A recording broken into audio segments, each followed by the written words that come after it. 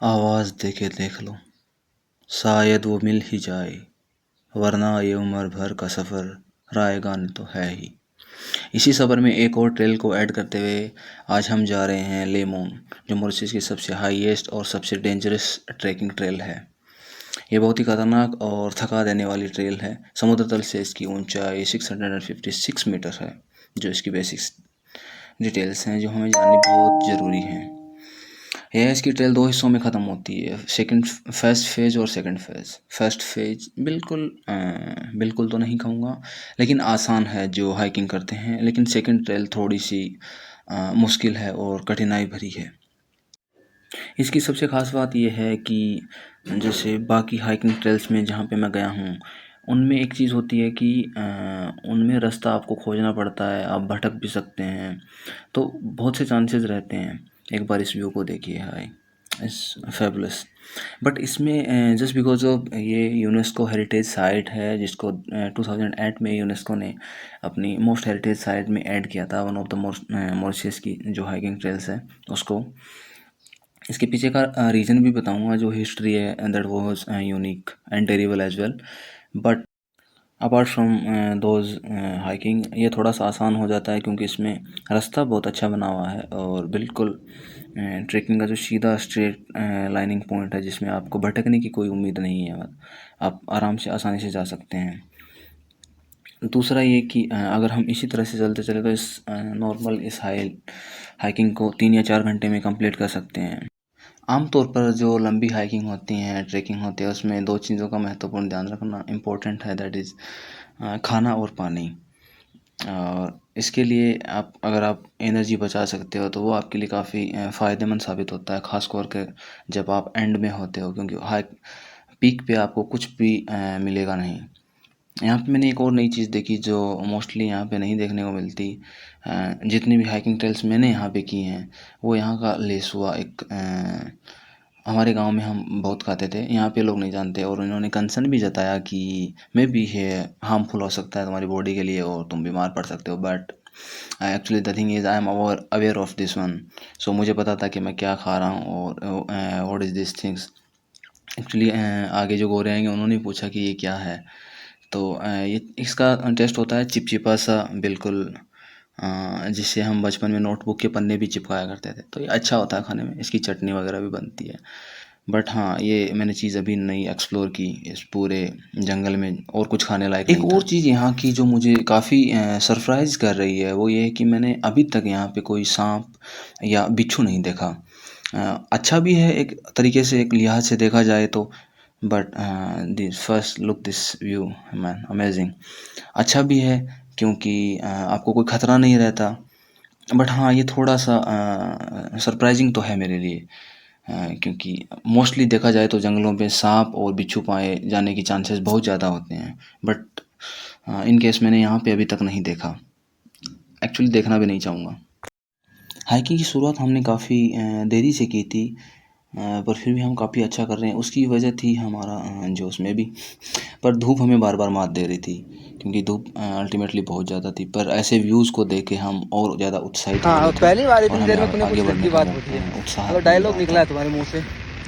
हम काफ़ी वरना तो तू बोल ही कर रहा था। रीज़न ये भी था हमारे धीरे चलने का कि जो लोग मेरे साथ हाइकिंग कर रहे हैं आज, वो लोग पूरी नए हैं जिन्होंने पहले नीचे कभी जाके क्या हाइकिंग की खिलाएगा, नहीं। तो मुझे क्या उनके खिलाएगा नीचे अनुसार भी जाके? चलना है, रुक रुक के जहाँ पे उनको लगे कि हाँ अब रुकने की ज़रूरत है, आराम की ज़रूरत है। दूसरा, पानी और खाना। उसकी ऐप भी खाना हम लगवा साथ लेना। लेके आए थे, सर ठीक लेकिन है। नहीं प्रॉब्लम ये थी कि हमको उसको फर्स्ट फेज में ख़त्म करना था, क्योंकि सेकंड फेज़ की हाइट में हम वो खाना क्या वाला नहीं ऊपर कैरी कर सकते थे। दैट वाज वेरी यार, डिफिकल्ट ये टू तो कैरी दिक्कत हो गई आउट सर ऑन भाई। लाइक ये ट्रेन कैसे जाएगा? 200 मीटर स्ट्रेट नहीं, उससे बड़ी बात पानी हाइट। कैसे सो पिएगा? It's very very difficult for that. तो वो हम मोस्ट ऑफ ख़त्म कर चुके थे, और ये अभी तक बिल्कुल सीधा ओ रास्ता यार, ये है। तो बड़ा कंसर्न हो गया। सेकंड फेज़ में जो स्टार्ट होगा वो सीधे पत्थरों की चढ़ाई होगी। इसके लिए तो एक मीटिंग मीटिंग बुलानी पड़ेगी और ना। एक दूसरी सबको प्रॉब्लम बुलाओ, ये थी कि आज लैपटॉप वैपटॉप लेके साइक्लोन की आए, सेकंड वार्निंग इसका आ वो चुकी फंड थी। रेज करेंगे। पूरे मॉरिशस में सेकंड वार्निंग लग चुकी थी, मोस्ट ऑफ द प्लेसेस बंद थे, ये भी बंद था। कैसे तैसे करके हमने जुगाड़ लगा के खुलवाया था एक्चुअली। कौन सा? चेतावनी आ चुकी थी मौसम विभाग की, चक्रवात को अभी हम लेके पूरे फर्स्ट देश में सेकंड में हैं, पता है। अलर्ट भी जारी हो चुका था लेकिन हमने इग्नोर बस किया। स्टार्ट नहीं हुआ और भाई, यूँ कहूँ तो मेरा मैंने गला इसको सूख रहा है बोलते अनदेखा बोलते। किया। पर हम पीक पॉइंट से मात्र 100 मीटर दूर थे। तब हमने वहाँ रुक कर कुछ ऐसी फ़ोटोज़ लिए थे। तब वो खतरा दिख भी रहा था, साफ साफ देखा जा सकता था साइक्लोन का। बट मैंने उस टाइम पे नोटिस नहीं किया, लेकिन जब बाद में मेरे एक दोस्त ने बोला कि you are in danger that time, like cyclone दिख रहा था वहाँ से, तो थोड़ा सा खतरनाक हो सकता था अगर मे बी फ़ेज़ 2 और फ़ेज़ 3 दोनों में से कोई एक भी अगर हमारे पीक पॉइंट पे थे तब आ जाता तो मुश्किलें बढ़ सकती थी। But apart from that we ignore is. और या यूँ कहूँ कि मुझे ऐसी परिस्थिति में ट्रैकिंग करना अच्छा लगता है जब चुनौतियाँ ज़्यादा सामने होती हैं। लेकिन the reason being now I notice that कि अपनी जो चैलेंजेस के लिए किसी और को जोखिम में डालना, that was not a good point. So yeah I accept it. But या अगर देखा जाए तो इसके लिए एक ये भी था कि मैंने वेदर रिपोर्ट को बहुत अच्छे से बारीकी से चेक भी किया था जाने से पहले। सुबह जब हम मॉर्निंग में निकलने की सोच रहे थे तो वो था कि मैं इतना आइडिया था कि साइक्लोन सेकंड या थर्ड वेव अभी नहीं पहुंचेगी। और आज तो डेफिनेटली नॉट, क्योंकि वो पास वाले आइलैंड पे थी, लाइक रियूनियन पे वो अभी भी, तो वो अभी नहीं आ पाएगा। और मे बी उसकी जिसने स्पीड थी 95 kilometre per hour last 2 days. सो उस हिसाब से कैलकुलेशन भी थी, ऐसा नहीं है कि हम वाइल्डली आगे बढ़ते जा रहे थे। तो उस हिसाब से फिर ऐसा नहीं है कि डर नहीं लगता है, लेकिन उससे फिर जो एनालिसिस होता है उससे ख़तरा कम हो जाता है कि हाँ थोड़ा डर कम होता है। और दिस मैन, इसने हमें बहुत थकाया actually. Like last, like if I talk about last 3 or 4 hikes, then in this like 3 or 4 hikes we have a group in there's girls and boys as well. So I just tell him the Guri that there are some girls, they are doing very well apart from these boys. There's no gender bias, but I just want to tell him that some girls are better than the boys. So but there's a reason behind it. They are very concerned and they are very particular about their diet and their physical health. So and they are continuously doing hiking and trekking as well. So for them it's just a cup of tea. There's nothing else because they are doing continuously. Chance you just go down and your soul just go to the up, so there's no second chance. But yeah, very careful for that.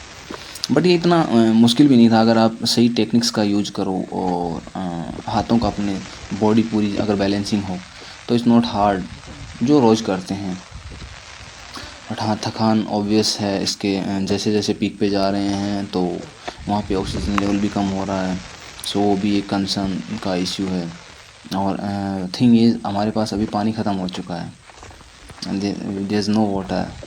सो ये अब बहुत बड़ी समस्या बन चुकी है हमारे लिए। ये देखिए, बिल्कुल अगर देखा जाए नीचे तो इतना आंखों से जो मंजर दिख रहा था किसी के लिए डरावना, मेरे लिए तो देखो सुकून की बात थी वो।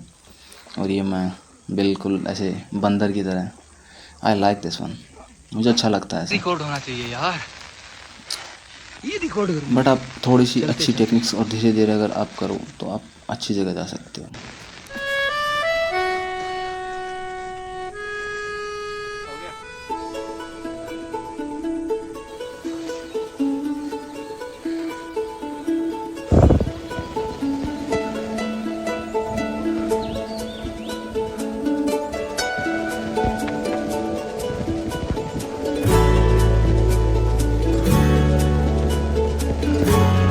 मैं जिस खतरे की बात करता था वो यहाँ से बिल्कुल थोड़ा सा जैसे आप पीछे देख सकते हैं, इस पहाड़ के पास में बिल्कुल जो ये साइड वाला बंदा था उसके पीछे देखिए करवा दो साइड उस टाइम में हमने that we notice letter. But अभी जो इसकी फीलिंग है दैट वाज कम्प्लीटली अनबिलीवेबल, मज़ा आ रहा है। और ये सेकंड फेज़ का हाफ ख़त्म हो चुका है, अभी जस्ट हाफ और बचा है, like 100 metre around. But look at the view from ये this is the final destination that we arrived.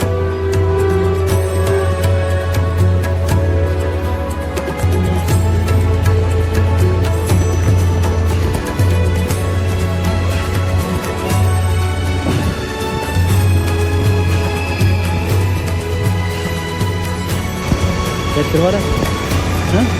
अरे भाई मैं बस खेल रही हूँ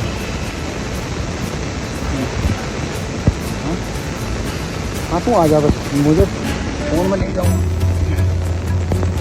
मुझे लग रहा है फास्ट में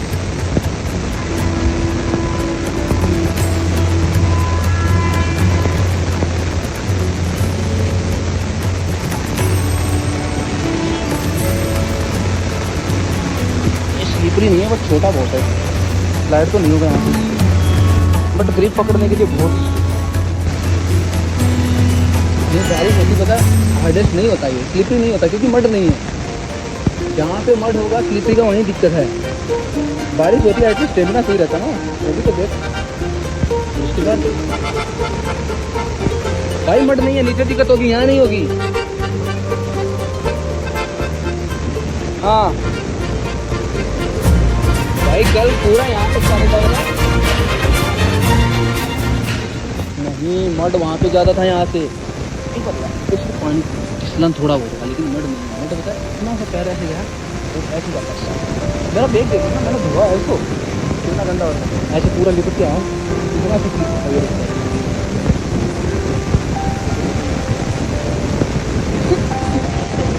घंटा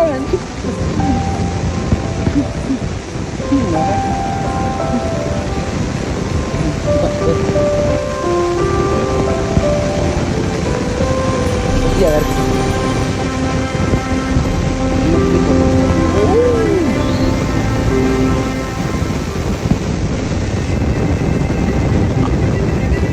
एक अच्छा गाइड कभी भी अपने टीम को छोड़ के नहीं जाता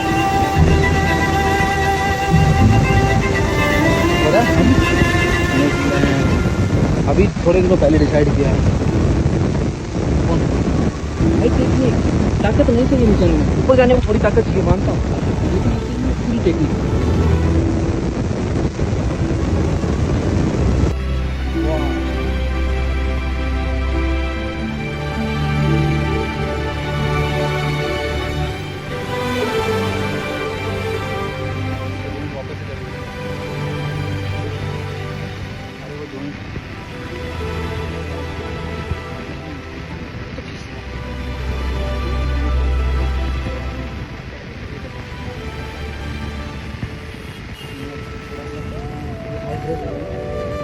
स्पोर्ट ले नहीं रहा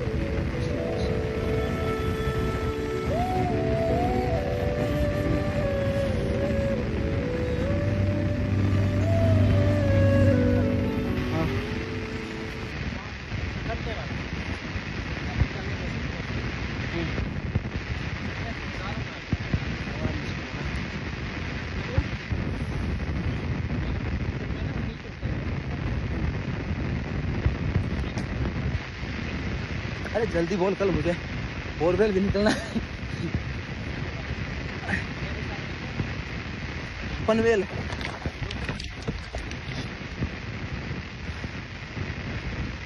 दोबारा बोलना हाँ जिम का भाई मर जाएगा ये अगर मेरे साथ वर्कआउट कर लिया तो हाँ हम दिख रहे हैं ये बताए ये यहाँ पे दिखता है वो जो होता है ना ऐसा मत समझियो स्टेमिना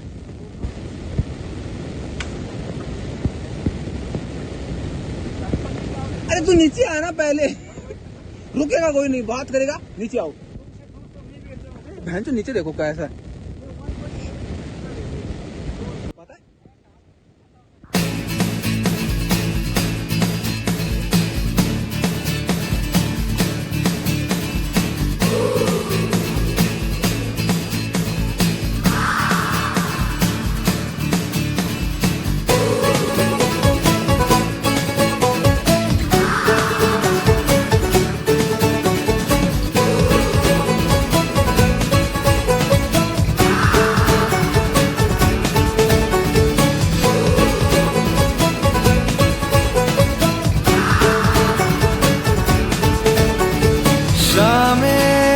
मलंग सी रातें सुरंग सी बागी उड़ान पे ही ना जाने क्यों इलाही मेरा जी आए आए इलाही मेरा जी आए आए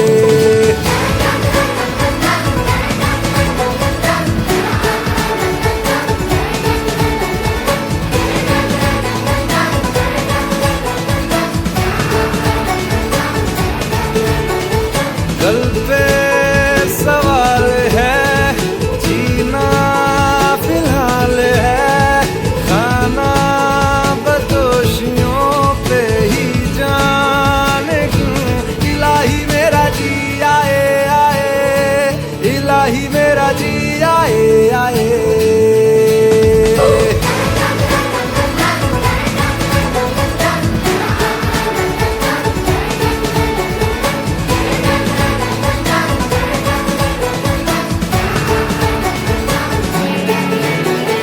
मेरा फलसफा कंधे पे मेरा बस्ता, चला मैं जहाँ ले चला मुझे रास्ता, बूंदों पे नहीं गहरे समंदर पे। ओ, ओ, ओ,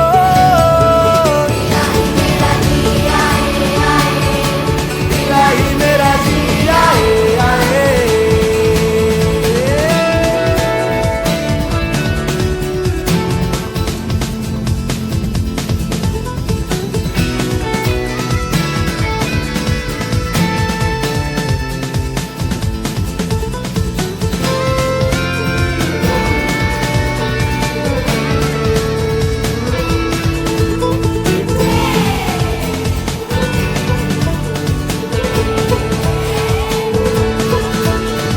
शामें मलंग सी, रातें सुरंग सी, बागी उड़ान पे ही ना जाने क्यों इलाही मेरा जी आए आए, इलाही मेरा जी आए आए।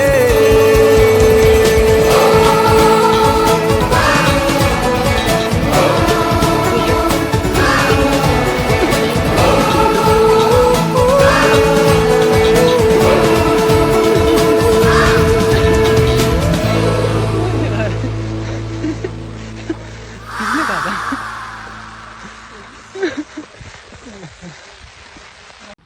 आइए जानते हैं कुछ खास बातें कि क्यों यूनेस्को ने इसे 2008 में अपनी यूनेस्को हेरिटेज साइट में ऐड किया। ये मॉरिशियन लोगों के लिए it's not A only mountain जहाँ से अच्छा व्यू आता है और अच्छी जगह है ट्रैकिंग के लिए, नहीं। इनके पीछे इनकी एक बहुत बड़ी हिस्ट्री और ऐसा साइन ऑफ फ्रीडम। 18 और 19 सेंचुरी में बिफोर जब डच ने इन पे राज किया, उसके बाद पुर्तगालियों ने, उसके बाद एंड में ब्रिटिशर्स ने जैसे इंडिया पे किया। तो उस टाइम पे उनका इतना ज़्यादा ब्रूटल टॉर्चर था ब्रिटिशर्स का कि उनके लोग यहाँ पे छुप जाते थे आके। जो पीछे पहाड़ दिख रहा है इसमें गुफाओं में, और वो नीचे जाना नहीं चाहते थे। जब ब्रिटिशर्स लोग यहाँ आते थे उन्हें पकड़ने के लिए, तो वो नीचे जाने की बजाय यहाँ से कूद के अपनी जान देना ज़्यादा किफ़ायती मांगते थे। तो उन्होंने यहाँ पे इतनी सुसाइड्स हुए हैं जिनकी कोई लिमिट नहीं है। तो उनके लिए ये एक बुरा सदमा जैसा है। यहाँ पे जब ये लोग ब्रिटिशर से आज़ाद हुए तब उन्होंने ये लगाया था is a sign of freedom कि अब आप सब आज़ाद हो। और मेरे लिए सबसे इंटरेस्टिंग बात ये थी कि यहाँ पे मेडागास्कर के लोग, साउथ अफ्रीका एंड इंडियन जो लोग थे, स्लेव्स थे जो ब्रिटिश के, वो लोग सब लोग यहाँ आते थे।